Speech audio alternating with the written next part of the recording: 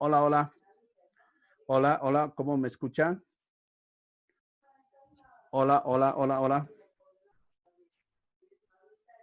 Señores estudiantes,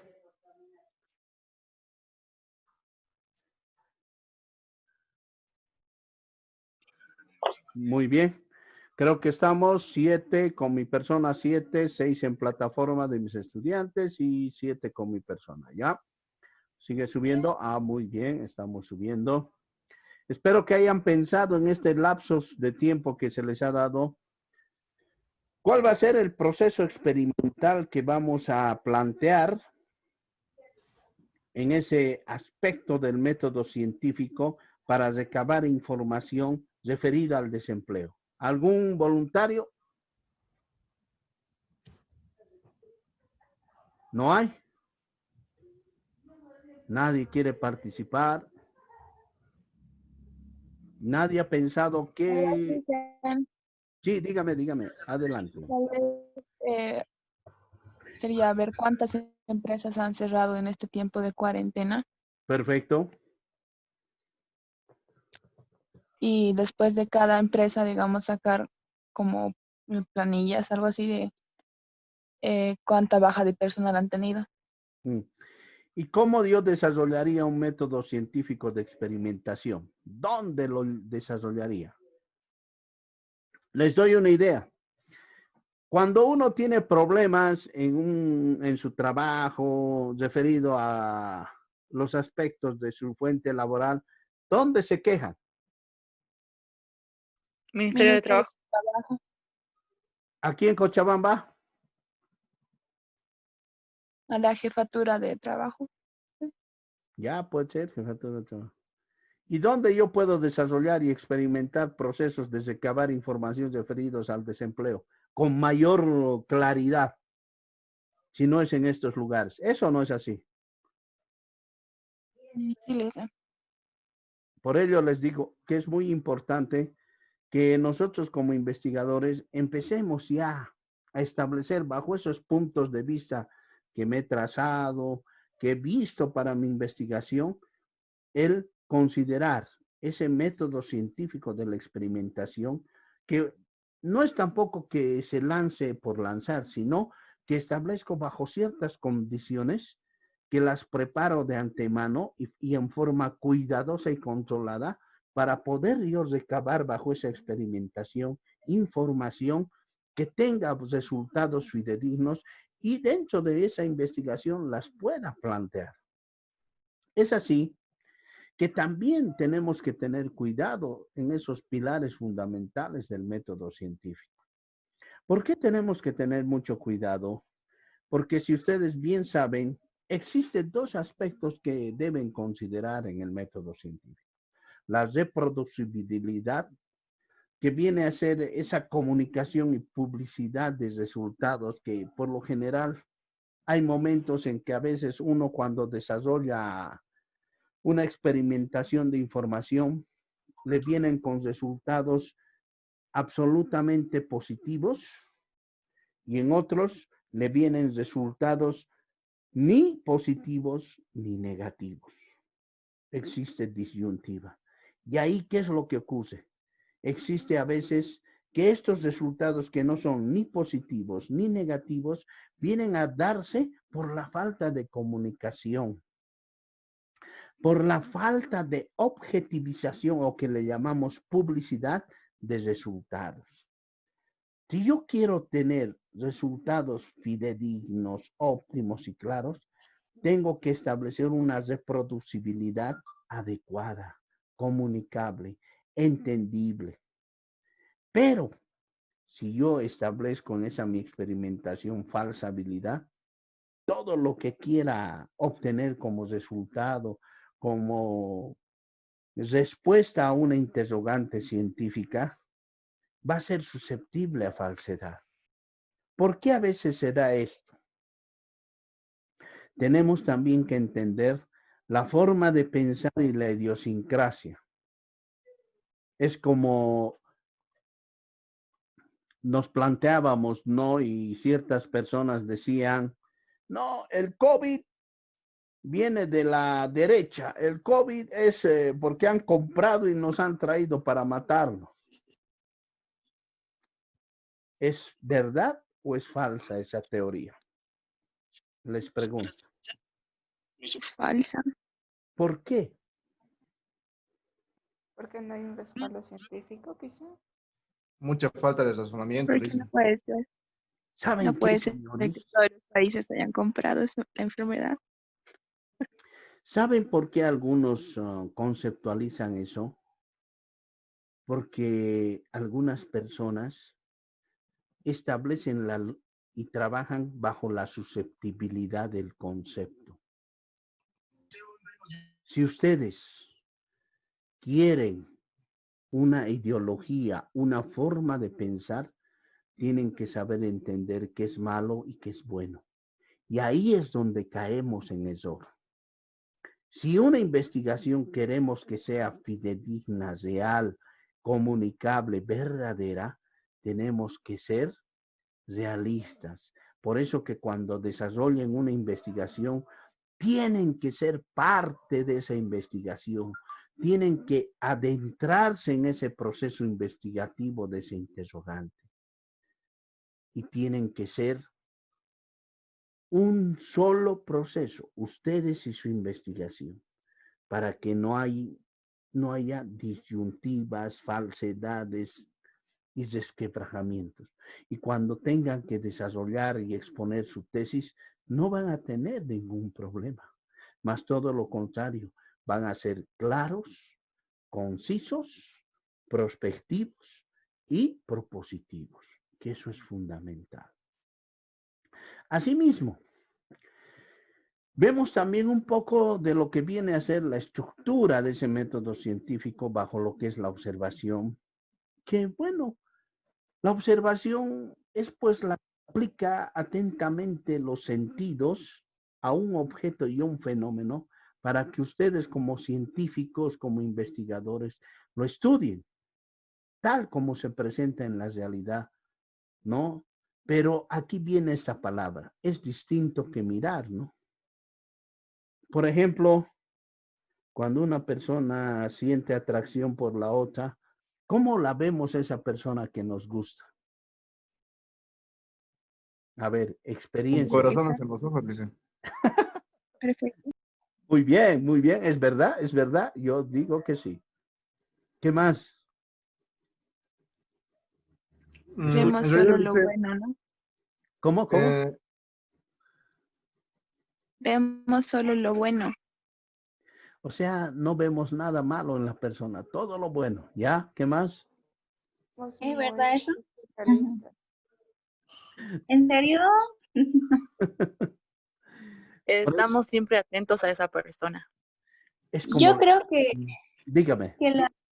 que normalmente, como cualquier persona, lo primero que vemos es lo malo, creo yo. O sea, es lo primero que no, vista rápida lo malo, ¿no? Claro. no, ¿cómo pues? Eso no es enamorarse. Ah, yo sé que no, pero claro, a lo malo, pero otra cosa es hacernos lo malo, ¿no? Bueno, la estructura de la observación. A veces la vista engaña.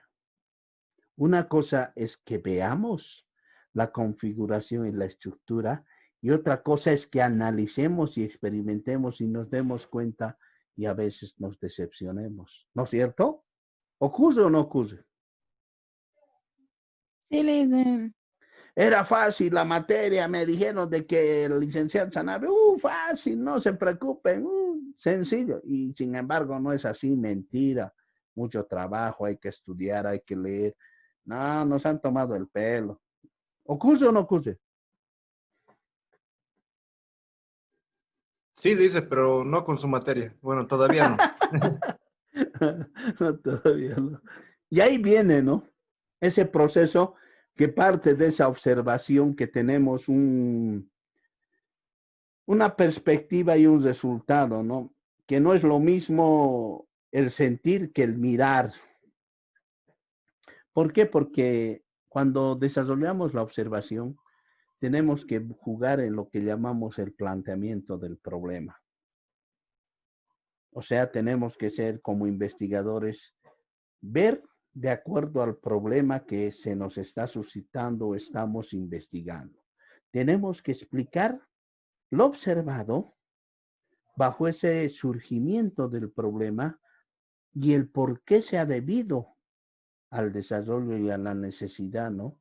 De lograr entender bajo ese entorno del ser humano, ¿no?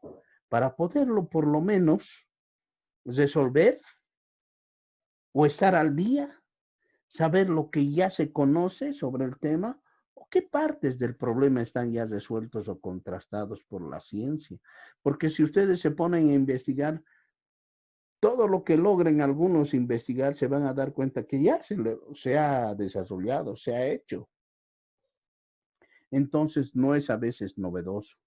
Pero antes de empezar, uno debe reunir toda la información posible, relacionar con ese fenómeno investigativo y empezar a trabajar bajo lo que llamamos un problema.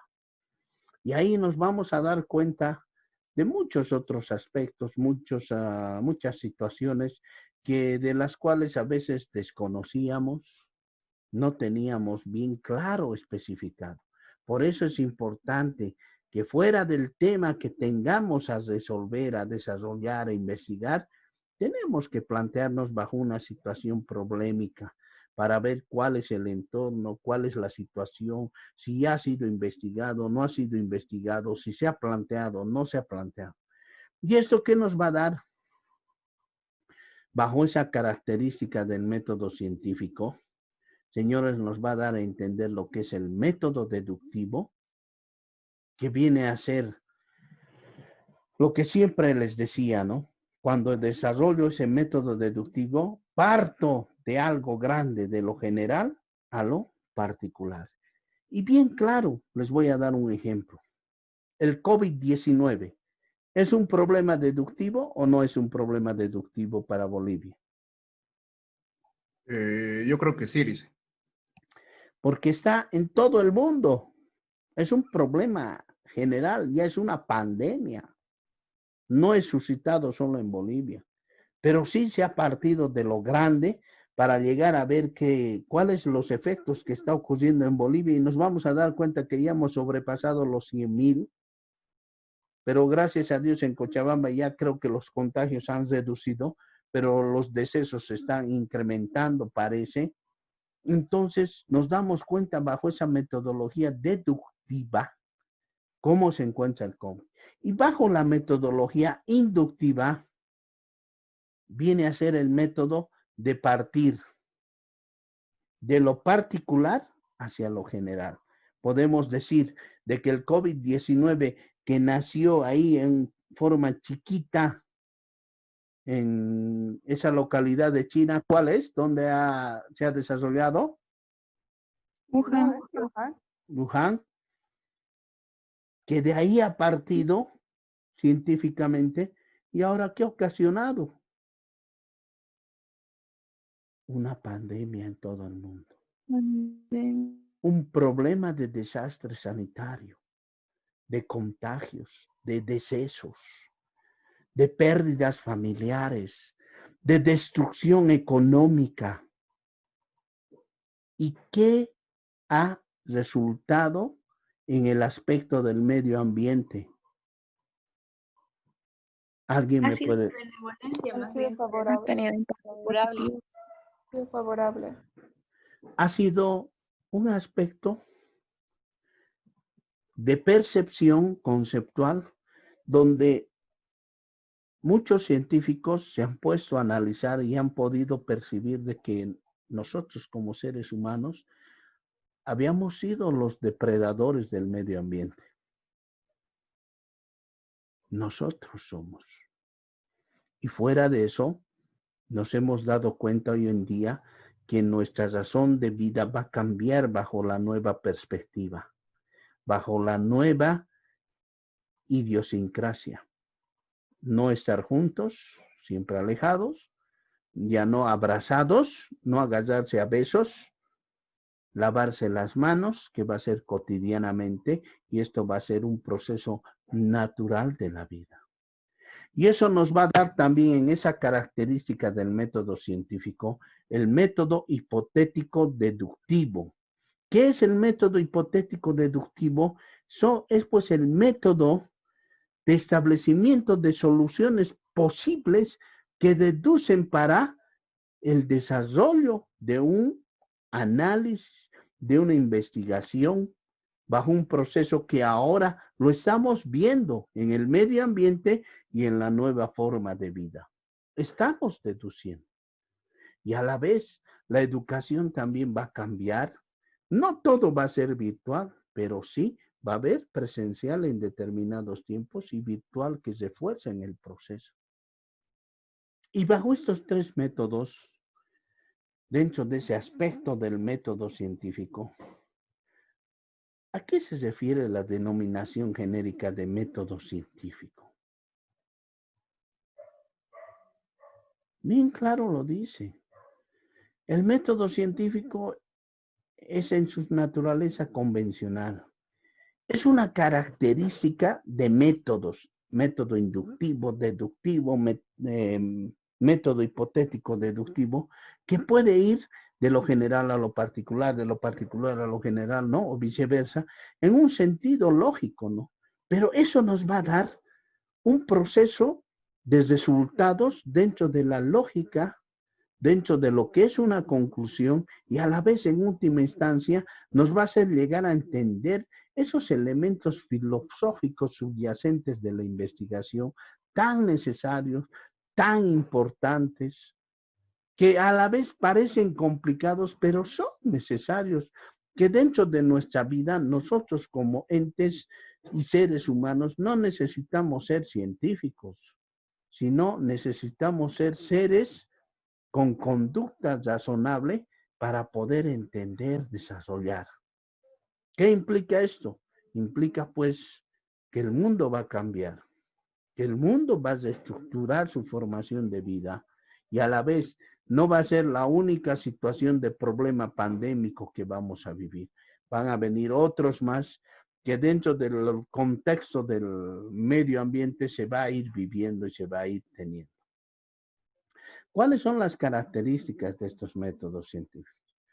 El método científico por lo general es racional, porque el ser humano tiene que razonar, tiene que pensar bajo las ideas producidas, donde combinen, ¿no? De acuerdo a ciertas reglas lógicas. Por decirles, ¿no? El apostólico romano habla de la iglesia, de ir los domingos. El evangelista va también a la iglesia.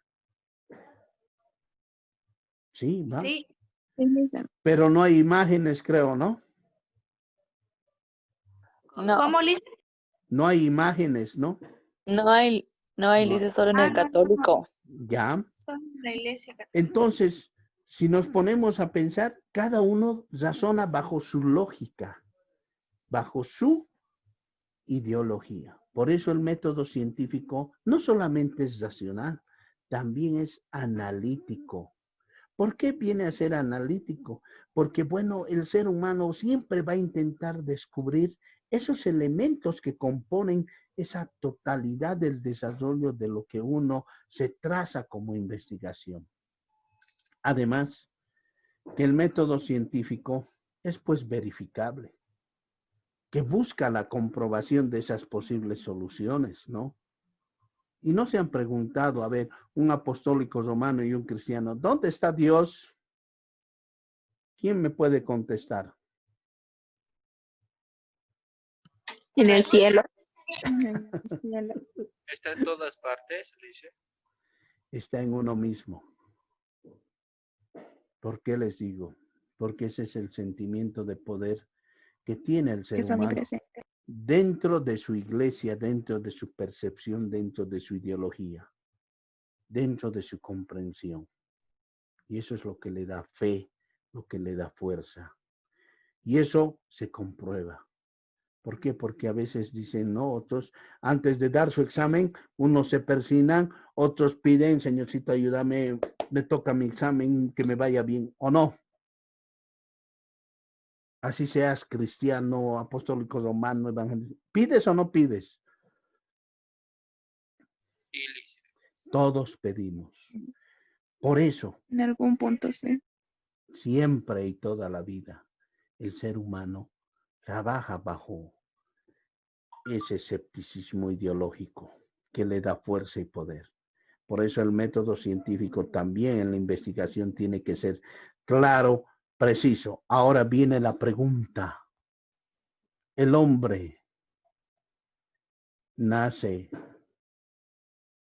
como lo decían los apostólicos humanos, o como lo decía Charles Darwin? ¿Cuál es la verdad? Aquí estamos formulando un método científico claro y preciso. ¿Quién me puede decir?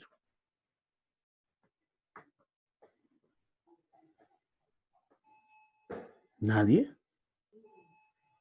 Dios dice que el hombre nace de Adán y de Adán se le saca la costilla y nace la mujer de la costilla del hombre, ¿no? La lógica. Charles Darwin dice, no, el hombre es un ser unicelular que nace, crece, desarrolla, evoluciona.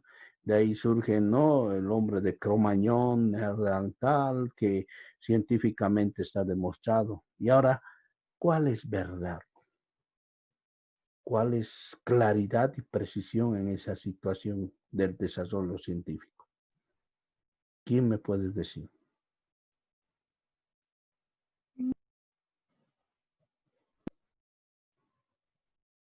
¿Hay alguien? Adán y Eva.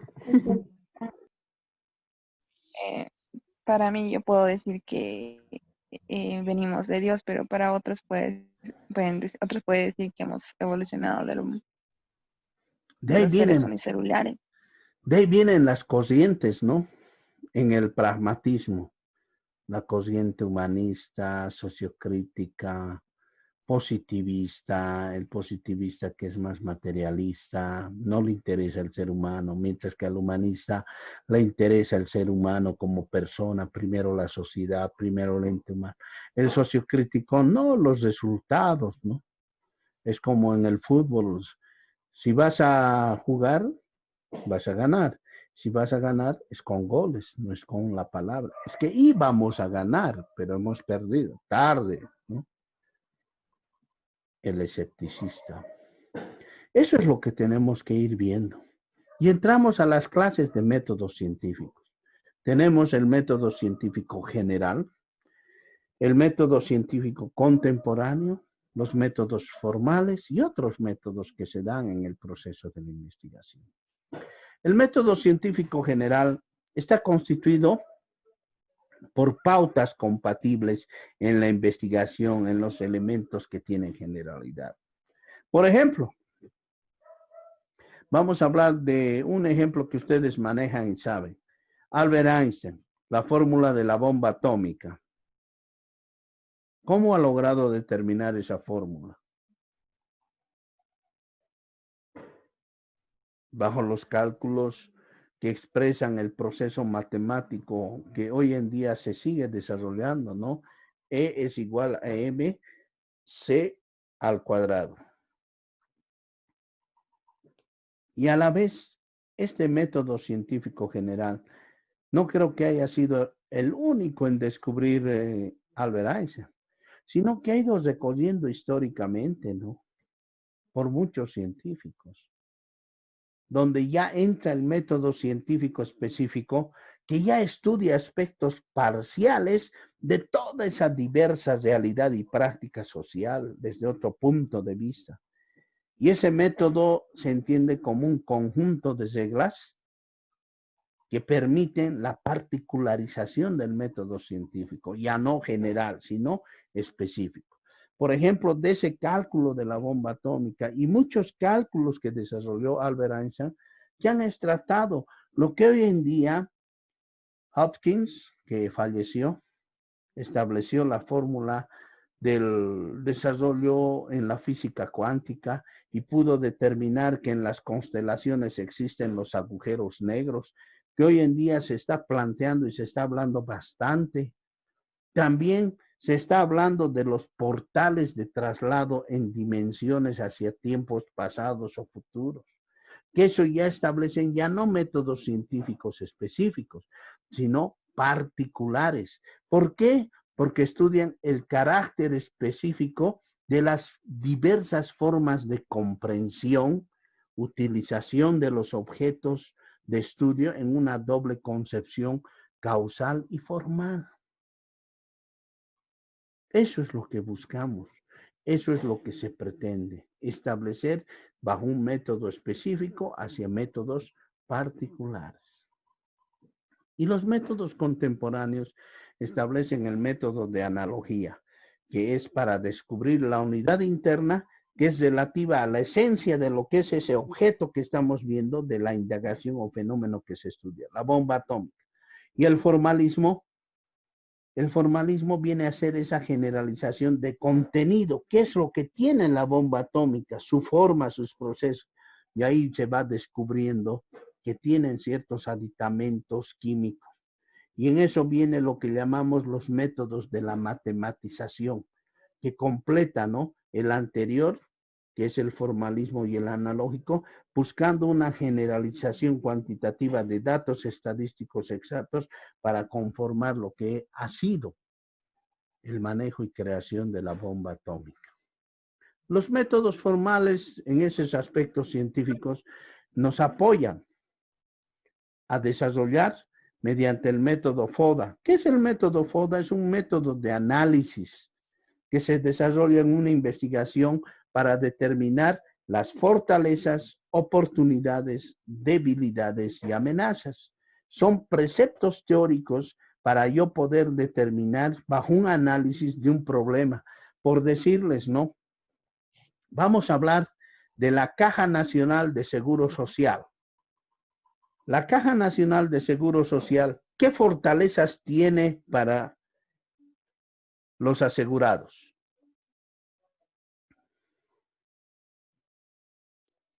¿Quién me puede decir? Tal vez dice que está afiliado con muchas empresas, ¿puede ser? Está bien. Que es un seguro social para todos los trabajadores. Y eso no se va a perder porque ese trabajador lo va a tener hasta su muerte, su seguro. Evidente, no es una maravilla, pero tiene un seguro.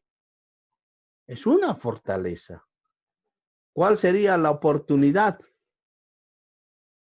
Por lo menos ser atendido pese a que tiene que ir a las 4, 12 de la noche a hacer cola para recibir una fichita, ¿no? Y a veces ni siquiera uno puede recibir porque la demanda es extensa. Pero tiene la oportunidad. ¿Cuál es la debilidad?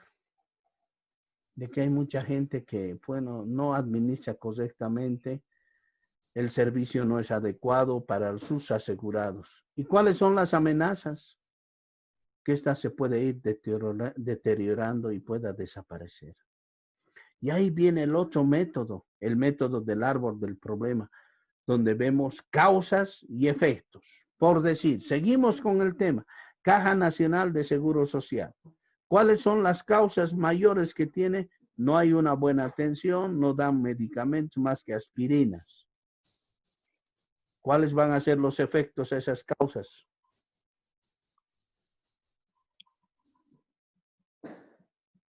Nadie sabe. Si a mí me dan solo aspirinas y no hay una buena atención, es mala la atención. ¿Cuál va a ser No su vuelvo a efecto? ir. Sí, no vuelves a ir prácticamente. No vuelves a Podrías ir. ir a un hospital mejor. Tendrías que irte a un hospital bueno, pero si no tienes plata, es lo que ocurre y se ha podido ver, ¿no?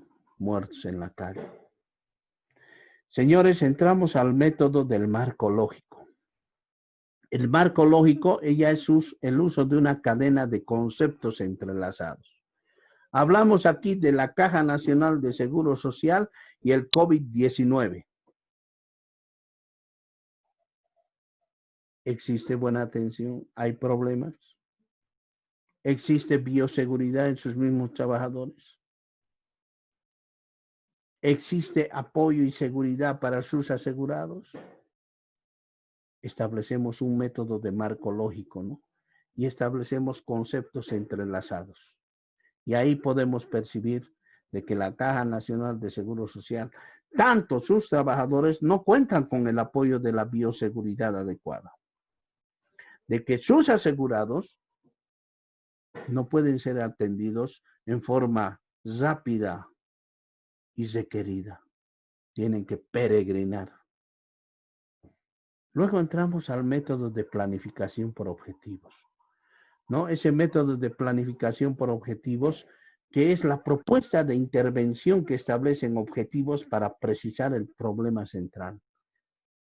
Y ahí viene también el método Ishikawa, el método Halon, que ya son métodos matemáticos, y el método de problemas o análisis de caso. Luego otros métodos científicos, que es la observación, que lo hemos visto. Bajo esa observación podemos medir lo que observamos, la medición, o establecer el método deductivo directo o inductivo, lo que les planteé anteriormente con el caso del COVID, ¿no? Luego hablamos del método empírico-analítico, que es el conocimiento anticorrectivo y progresivo, es el método general más utilizado. Lo que conocemos, analizamos. Esto es así y así se ha visto, nada más. O el método experimental, ¿no?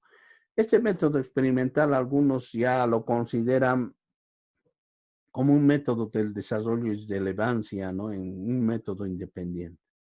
¿Por qué? Porque este método experimental también es empírico. Algunos lo consideran por su gran desarrollo y relevancia, ¿no? En su forma independiente. Y ahí viene, ¿no? La lógica empírica de ese conocimiento. Así me enseñaron, así me dijeron mis padres y es así. Y algunos lo consideran de esa manera una verdad absoluta. Y ahí viene lo que contrapone, ¿no? La lógica experimental, que no había sido así. Cambió. Antes, ¿por qué las familias eran grandes? 5 hermanos, 6 hermanos, 8 hermanos. Y ahora 1, 2, no más. ¿Es así o no? ¿Ha cambiado o no? Sí, Lisa. Sí, dicen, porque ya hay televisión. Muchas gracias. Muy bien. Sí, es verdad.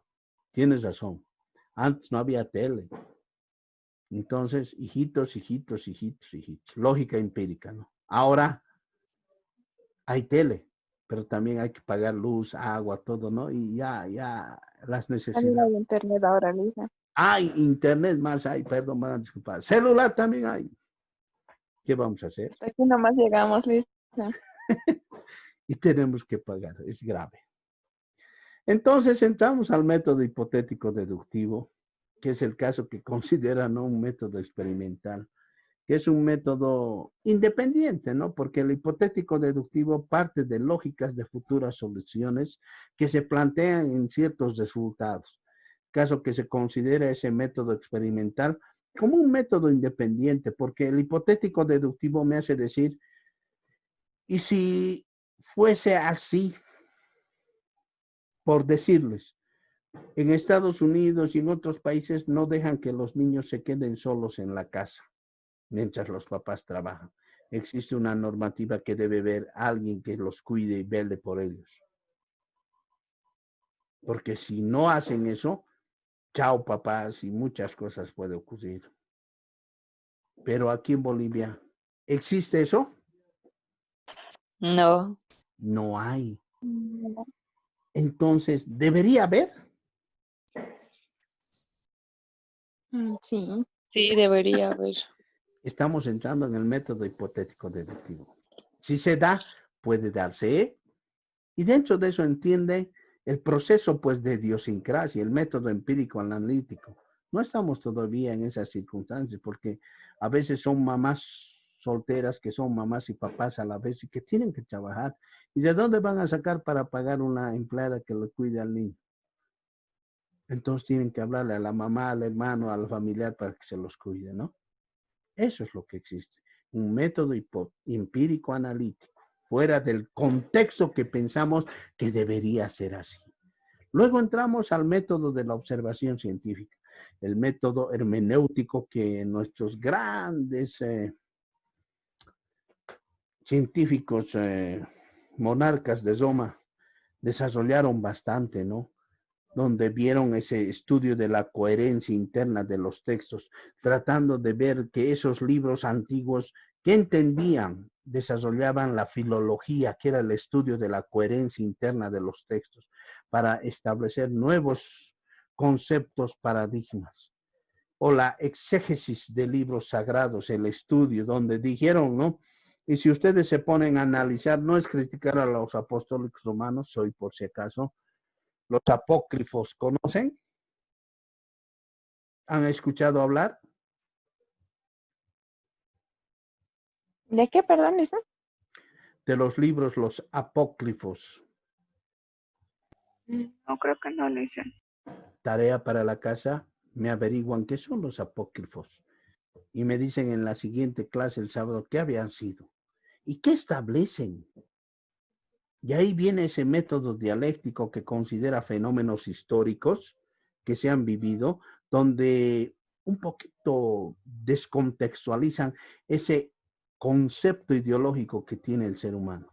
Y ahí nos podemos dar cuenta de ciertos orígenes que establecen bajo ese materialismo histórico, cómo surgió el socialismo, el método fenomenológico, ¿no? Que establecen una nueva situación de plantear el desarrollo dentro de ese análisis.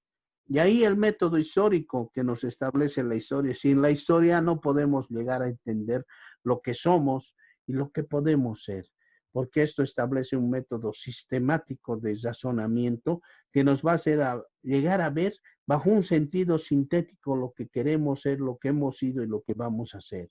Bajo ese método lógico está el lógico deductivo, el método de la extrapolación que se divide en el deductivo directo bajo una sola premisa y el deductivo indirecto, ¿no? Y esos son silogismos que uno lo puede manejar dentro de los principios del desarrollo y la contextualización de esa fenomenología investigativa. Y ahí entramos en el método lógico-inductivo, que es un razonamiento que parte de casos particulares. Por ejemplo, ¿qué pasó con Jesús desde los 15 hasta los 30 años? ¿Quién sabe? ¿Cómo le hice? ¿Qué pasó con Jesús desde los 15 hasta los 30 años?